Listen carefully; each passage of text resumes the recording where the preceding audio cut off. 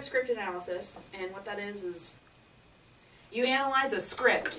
And I did Warhorse, which is probably not a traditional play for a student to do. It has 36 characters, and I had to analyze every single character down to the random person who says something in German, who's in the barracks, and you don't even, like, they have like one line. I had to analyze that thing. But I chose that because I was really interested in the puppetry of the horses. And that became, and I wasn't sure going into script analysis if I was going to like it, but it became this 90-page or whatever infatuation of a writing research project. And then we moved on to directing the next semester, and I went from 36 characters to 4 characters, and I did Waiting for Godot. And I based it on my theatrical history paper that I did on Fools and Clowns and the origins of that. And I brought the ideas of that into my directing scene of Waiting for Godot. And it was really enjoyable to wrap those all together hand in hand and see how that worked with the directing scene.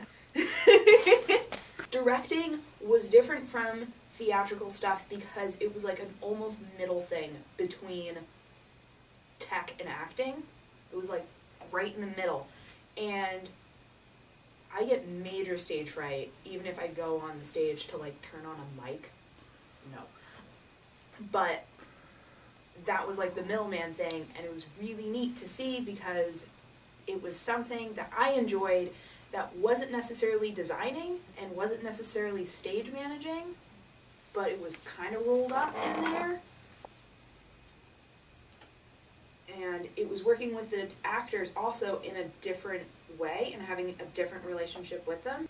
And that brought to my technical aspects to consider things that I guess I hadn't considered before, because I did Avenue Q before my directing scene happened. I was the stage manager for Anatomy of Grey in 2012, and I had not formally stage managed before. I did some stuff in high school and stuff for dance and whatever, and this was like my first formal stage manager thing, and I had not assisted, and it was just like throwing me into the water, and that was really cool because I had taken the class and it was just kind of winging it, and it turned out to be really fun. It was with a small cast, but we all got along really great, and the director was Beth and Robin, and they provided such great guiding hands to help me stage manage. That was really cool. All 2013, I stage managed Les Mis, and that was with Sharon Paquette, and it was a giant cast with a giant set, and there was just a lot going on, and it was awesome, but very terrifying all at the same time because it was a monster of a show. I got a lot out of it because it was working with so many people. I had never worked a musical before, and I hadn't worked with such a complex and intense show, and I think that was partially to Sharon because she not only made it a journey for the actors, but it was also semi an emotional journey for me as well. In spring 2013, I assisted Matt Kaiser in the set design for Orpheus and the Underworld. And I was more or less just the master painter, but I also got to sit in on production meetings and get a glimpse of what that was like for a designer when you weren't at the table as a stage manager, because that's what I had always done. Or previously I had done Anatomy of Grey, and this was my first time being in a production meeting as a designer. There you go. And so that was pretty cool, and Matt provided a lot of guidance and like getting my hands into what it was like to be a scenic designer and giving me just like little tasks to kind of get me ready if I was interested in doing a scenic design. So for Gene's Playhouse in Lincoln, New Hampshire, I was the props master for their production of A Christmas Carol, which was a national tour come the Christmas season. And I was a props master, so I both pulled and created props, hand props and scenic props as well. Okay. this is really weird because today that we're filming it is opening night of Avenue Q 1 year ago. So, Avenue Q was my first scenic design here, and I would say probably my first like professional academic scenic design. That was a really fun show. It was hard, but it was really fun. Fran was the director, and I am a huge Jim Henson and Muppet fan, and just everything about the show just fitted so perfectly together for me to work with it and to work with everyone else. And we had also had a Revolve in Les Mis, so I got to have a lick of the Revolve both as a stage manager and a designer. So we had the set for Avenue Q on a Revolve. We had 2 stable buildings on the sides off of the Revolve that were the human actors' houses, and then on the Revolve were 3 puppet-sized houses, and they were scaled down for the puppets. So the actors had to like bend into the doors, and they had to, you couldn't fit like a whole body through a window. You could fit a puppet body through it. And so the windows and the doors and everything in between was scaled down. And then I was also the media designer for it, and that was, so after the scenic design was done, I then moved on to doing the media design. And that was a lot of like video work that Matt helped me on, a lot of PowerPoint, a lot of animations, photographing, little gags that Fran and I would come up with, or Fran had ideas for, or other actors suggested. And Fran was really adamant about getting what the actors wanted and their little gags into the actual media. So that was really cool to incorporate like everyone doing that. Forum was a different horse from Avenue Q. It was with the same director. There was no media, and it was almost much more easier than Avenue Q, but it was a lot more hands-off-ish, and that was a neat aspect to have as well.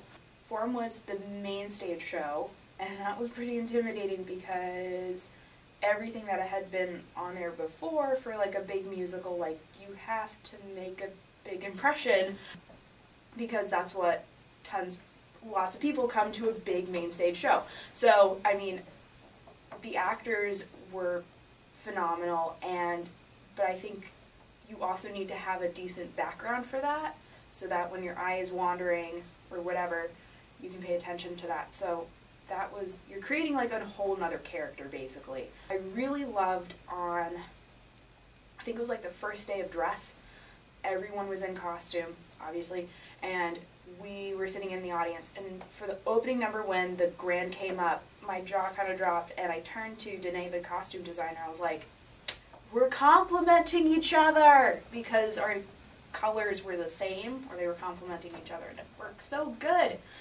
And we had a really quick build, actually. Forum was a 2-week build, and interestingly enough, Avenue Q was also a 2-week build, so I guess I'm pretty good at 2-week builds. We're designing for a 2-week build.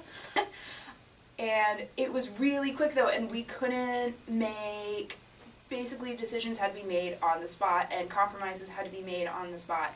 And what I had originally designed basically is what was on stage. But there were minor tweaks and minor things that just happened, and we had to just roll with it. So it's a playground for the actors, and I kind of saw that during Avenue Q, and you kind of see it with shows as you go through and whatever, but I really saw it with Forum because there was a lot of door play, and there was a lot of window play, and there was a lot of levels that the actors had.